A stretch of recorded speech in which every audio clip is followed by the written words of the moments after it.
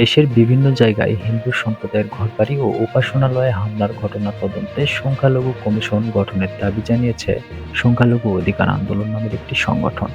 অন্তর্বর্তী সরকারের প্রধান উপদেষ্টা ডক্টর মোহাম্মদ ইউনূসের কাছে এই দাবি জানিয়েছে তারা। রোববার প্রধান উপদেষ্টার প্রেস উইং থেকে পাঠানো এক বার্তায় এই তথ্য জানানো হয়। ডক্টর মোহাম্মদ ইউনূসের সঙ্গে সাক্ষাৎ করে সংখ্যালঘু সম্প্রদায়ের সম্পত্তির উপর হামলার বিচার, তাদের সম্প্রদায়ের সুরক্ষা নিশ্চিতকরণ সহ ৮ দফা দাবি পেশ করেন সংখ্যালঘু অধিকার আন্দোলনের ৬ সদস্যের একটি প্রতিনিধি দল।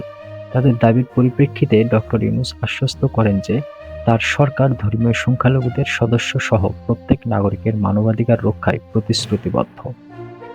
অন্তর্বর্তী সরকার সংখ্যালঘুদের উপর যেকোনো আক্রমণ ও সহিংসতা থেকে সুরক্ষা দিতে ইতিমধ্যেই কয়েকটি ব্যবস্থা নিয়েছে উল্লেখ করে ডক্টর মোহাম্মদ ইউনূস জানান, ইতিমধ্যেই আইনশৃঙ্খলা নিয়ন্ত্রণে ফিরে এসেছে, পরিস্থিতি সারা দেশে স্বাভাবিক হতে শুরু করেছে।